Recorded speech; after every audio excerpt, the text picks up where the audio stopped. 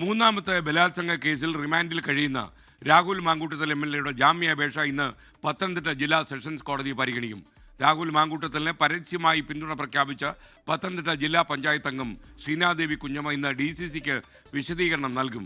രണ്ടാം ബലാത്സംഗ കേസിൽ രാഹുൽ മാങ്കൂട്ടത്തിൻ്റെ മുൻകൂർ ജാമ്യം റദ്ദാക്കണം എന്നാവശ്യപ്പെട്ട് സംസ്ഥാന സർക്കാർ നൽകിയ ഹർജി ഹൈക്കോടതിയും ഇന്ന് പരിഗണിക്കുന്നുണ്ട്.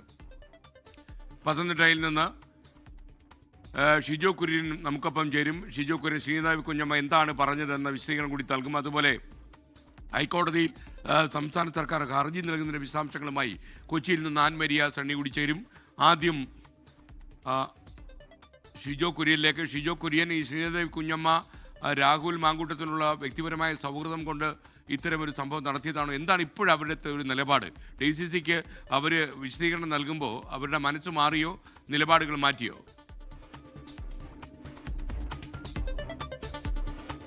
ശ്രീനാദേവി കുഞ്ഞമ്മയുടെ മനസ്സ് മാറാനും നിലപാട് മാറാനുള്ള ഒരു സാധ്യത ഈ ഒരു കാര്യത്തിൽ നമ്മൾ കാണുന്നില്ല. കാരണം രാഹുൽ മാങ്കൂട്ടുമായി ബന്ധപ്പെട്ടുകൊണ്ട് തുടക്കം മുതൽ തന്നെ വലിയ തരത്തിലുള്ള അടുപ്പം വെച്ച് പുലർത്തുന്ന ഒരാളാണ് ശ്രീനാദേവി കുഞ്ഞമ്മ. നമുക്കറിയാം, ഈ കഴിഞ്ഞ തദ്ദേശ തെരഞ്ഞെടുപ്പ് കഴിഞ്ഞതിന് പിന്നാലെ ശ്രീനാദേവി കുഞ്ഞമ്മയുടെ ഒരു പ്രതികരണം 24 തേടിയതാണ്. അവിടെയും നമ്മൾ ആ തെരഞ്ഞെടുപ്പിനപ്പുറത്തേക്ക് രാഹുൽ മാങ്കൂട്ടുമായിട്ടുള്ള വിഷയങ്ങൾ ചോദിച്ചപ്പോൾ ഒരു ഘട്ടത്തിൽ പോലും രാഹുൽ മാങ്കൂട്ടത്തിനെ തള്ളിപ്പറയാനോ, രാഹുൽ മാങ്കൂട്ടത്തിന് എന്തെങ്കിലും തരത്തിലുള്ള ഇതുമായി ബന്ധപ്പെട്ടുകൊണ്ട് അത് തെറ്റാണ് ചെയ്തത്, അതൊരു പ്രശ്നമാണ്, അത് തിരുത്തപ്പെടണം എന്ന് പറയാൻ പോലും ശ്രീനാദേവി തയ്യാറായിരുന്നില്ല. രാഹുലിനെ പൂർണ്ണമായിട്ട് പിന്തുണയ്ക്കുന്ന ഒരു പ്രതികരണമാണ് അന്ന് ശ്രീനാദേവി 24 നടത്തിയത്. അതിന് പിന്നാലെ കഴിഞ്ഞ ദിവസമാണ് സ്വന്തം ഫേസ്ബുക്കിലൂടെ രാഹുൽ മാങ്കൂട്ടത്തിനെ പൂർണ്ണമായി പിന്തുണച്ചുകൊണ്ട് താൻ അതിജീവിതത്തിന് ഒപ്പമാണ്, ഈ പ്രതിസന്ധി ഘട്ടം തരണം ചെയ്യാൻ രാഹുൽ മാങ്കൂട്ടത്തിന് ഒരു കരുത്തുണ്ടാകട്ടെ എന്ന് താൻ ആഗ്രഹിക്കുന്നതായും ആശംസിക്കുന്നതായിട്ടുമുള്ള ഒരു പ്രതികരണമാണ് ഈ പറയുന്ന ശ്രീനാദേവി നടത്തിയത്. അതിജീവിതയെ അധിക്ഷേപിക്കുന്ന തരത്തിലുള്ള ചില പരാമർശങ്ങളും ശ്രീനാദേവിയുടെ ഭാഗത്ത് നിന്ന് ഉണ്ടായിട്ടുണ്ട്. അതായത് ഈ കുഞ്ഞുങ്ങളുടെ പേര് പറഞ്ഞുകൊണ്ട് ഒരു ഇമോഷണൽ രീതിയിലുള്ള ചില കാര്യങ്ങൾ പറഞ്ഞുകൊണ്ട് അങ്ങനൊരു സിമ്പതി പിടിച്ചുപറ്റാൻ വേണ്ടിയുള്ള ശ്രമങ്ങൾ ചില ഭാഗത്ത് നടക്കുന്നുണ്ടോ എന്ന് സംശയിക്കേണ്ടിയിരിക്കുന്നു എന്നുള്ള തരത്തിലുള്ള ചില പരാമർശങ്ങളൊക്കെ ശ്രീനാദേവി പറഞ്ഞതാണ്. അപ്പോൾ സ്വാഭാവികമായിട്ടും ആ കാര്യത്തിനകത്ത് UDF നേതൃത്വത്തിനും ജില്ലാ നേതൃത്വത്തിനും വലിയ തരത്തിലുള്ള അതൃപ്തി ഉണ്ടായിരുന്നു. അതിന് പിന്നാലെയാണ് സംസ്ഥാന നേതൃത്വത്തിന്റെ ഒരു നിർദ്ദേശത്തോടു കൂടി DCC നേതൃത്വം ശ്രീനാദേവിയോട് വിശദീകരണം നൽകണം എന്ന് പറഞ്ഞത്. അതിനകത്തായിരിക്കും ശ്രീനാദേവി കുഞ്ഞമ്മ ഒരാഴ്ച സമയം ചോദിച്ചിരുന്നു.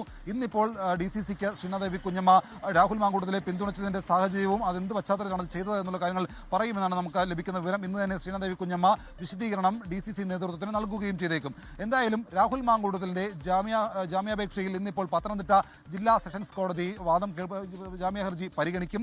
10 ദിവസമായിട്ട് രാഹുൽ മാങ്കൂട്ടത്തിൽ ജയിലിൽ തുടരുകയാണ്. കഴിഞ്ഞ ദിവസമാണ് തിരുവല്ല ജുഡീഷ്യൽ മജിസ്ട്രേറ്റ് കോടതി രാഹുലിന്റെ ജാമ്യ ഹർജി തള്ളിയത്. അതിന് പിന്നാലെയാണ് ജാമ്യം തേടി രാഹുലിന്റെ അഭിഭാഷകർ പത്തനംതിട്ട ജില്ലാ സെഷൻസ് കോടതിയെ സമീപിച്ചത്.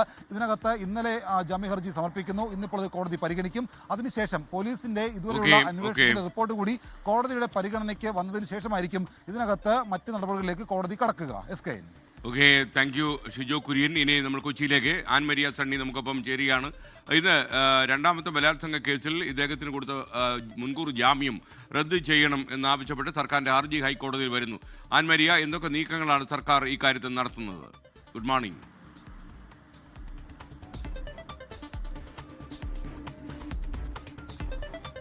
Good morning. രാഹുൽ മാങ്കൂട്ടത്തിനെ സംബന്ധിച്ചെടുത്ത് നോക്കുകയാണ് എങ്കിൽ ഇന്ന് നിർണായകമാണ്. 2 കേസുകൾ കോടതികളുടെ പരിഗണനയിൽ നിൽക്കുന്നു. അതിലൊന്ന് ഹൈക്കോടതിയിൽ നിലനിൽക്കുന്നു. അത് രണ്ടാം ബലാത്സംഗ കേസിൽ മുൻകൂർ ജാമ്യാപേക്ഷ റദ്ദാക്കണമെന്ന് ആവശ്യപ്പെട്ടുകൊണ്ട് സംസ്ഥാന സർക്കാർ നൽകിയിരിക്കുന്ന ഹർജിയാണ് ഹൈക്കോടതി ഇന്ന് വീണ്ടും പരിഗണിക്കുന്നത്. ജസ്റ്റിസ് C ജയചന്ദ്രന്റെ ബെഞ്ചാണ് ഈ വാദം കേൾക്കുന്നത്. രാഹുൽ മാങ്കൂട്ടത്തിനെതിരെ പ്രഥമ ദൃഷ്ട്യാ കുറ്റം നിലനിൽക്കും എന്നുള്ളതാണ് സംസ്ഥാന സർക്കാരിന്റെ ഏറ്റവും പ്രധാനപ്പെട്ട വാദം. അത് ഹർജിയിൽ പറയുന്ന ഏറ്റവും പ്രധാനപ്പെട്ട കാര്യവും അത് തന്നെയാണ്. സെഷൻസ് കോടതി പറഞ്ഞിരിക്കുന്നത് പ്രഥമ ദൃഷ്ട്യാ തെളിവുകളില്ല എന്നുള്ളതാണ്. പക്ഷേ കൃത്യമായിട്ടുള്ള തെളിവുകൾ ഉണ്ട് എന്നും ഈ അന്വേഷണത്തിന്റെ ഘട്ടങ്ങളിൽ തന്നെ ആദ്യഘട്ടങ്ങൾ മുതൽ തന്നെ SITക്ക് ഇതുമായി ബന്ധപ്പെട്ടിട്ടുള്ള പ്രധാനപ്പെട്ട തെളിവുകൾ ലഭ്യമായിട്ടുണ്ട് എന്നും ഹർജിയിൽ പറയുന്നു. മറ്റൊരു പ്രധാനപ്പെട്ട കാര്യമായിട്ട് സൂചിപ്പിക്കുന്നത് അതിജീവിതയുടെ മൊഴി പരിഗണിക്കുന്നതിൽ വന്നിരിക്കുന്ന സെഷൻസ് കോടതി പരാജയപ്പെട്ടു എന്നുള്ളത് പറയുന്നു.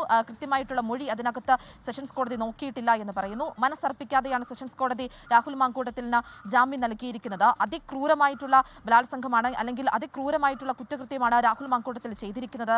കൃത്യമായിട്ടുള്ള തെളിവുകൾ അതിന് SITക്ക് ലഭിച്ചിട്ടുണ്ട്. ആ തെളിവുകളെല്ലാം പ്രഥമ ദൃഷ്ട്യാ തന്നെ നിലനിൽക്കുന്നതാണ്. ഈ തെളിവുകളെല്ലാം പരിഗണിച്ചുകൊണ്ടായിരിക്കണം ഈ ജാമ്യം നൽകേണ്ട ഘട്ടങ്ങളിലേക്ക് സെഷൻസ് കോടതി പോകേണ്ടിയിരുന്നത്. പക്ഷേ അവിടെ സെഷൻസ് കോടതി പരാജയപ്പെട്ടു എന്നുള്ള കാര്യങ്ങളാണ് നൽകിയിരിക്കുന്നത്. മറ്റൊരു കാര്യം പറഞ്ഞിരിക്കുന്നത് അത് ഈ പരാതി നൽകുന്നതുമായി ബന്ധപ്പെട്ട് വന്നിരിക്കുന്ന ഈ അതിജീവിതയ്ക്ക് വന്നിരിക്കുന്ന കാലതാമസം അത് ജാമ്യം നൽകുന്നതിൽ നിലനിൽക്കുന്ന ഒരു കാരണമല്ല. കാരണം ഈ പരാതി നൽകുന്നതിൽ വരുന്ന കാലതാമസവുമായി ബന്ധപ്പെട്ട സുപ്രീം കോടതി തന്നെ അതിൽ കൃത്യമായിട്ടുള്ളൊരു നിലപാടെടുത്തിട്ടുള്ളതാണ്. അതുകൊണ്ട് തന്നെ ആ ഒരു കാരണം ജാമ്യം നൽകുന്നതിന് വേണ്ടി നിലനിൽക്കുകയില്ല എന്നതാണ് പ്രധാനമായിട്ടും സംസ്ഥാന സർക്കാർ ഈ ഹർജിയിൽ നൽകിയിരിക്കുന്ന വാദങ്ങൾ. എന്തായാലും രാവിലെയോടുകൂടി തന്നെ ഈ ഹർജി പരിഗണിക്കുമെന്നാണ് നമുക്ക് ലഭിക്കുന്ന വിവരം. കൃത്യമായിട്ട് പറഞ്ഞിട്ടുണ്ടെങ്കിൽ രാഹുൽ മാങ്കൂട്ടത്തിന് 2 കോടതികളിൽ നിന്നും വരുന്ന ആ ഒരു വിധി അന്ന് നിർണായകം തന്നെയായിരിക്കും. SK. ഓക്കെ, ആൻമരിയ സണ്ണിയാണ് വിവരങ്ങൾ നൽകിയത്. ലോകത്തെവിടെയായാലും ഏത് സമയത്തും 24 വാർത്തകളും ഓഗ്മെന്റഡ് റിയാലിറ്റി പാക്കേജുകളും എക്സ്പ്ലെയിനറുകളും വിശദമായി കാണാൻ ഞങ്ങളുടെ യൂട്യൂബ് ചാനൽ നിങ്ങൾക്ക് സബ്സ്ക്രൈബ് ചെയ്യാം.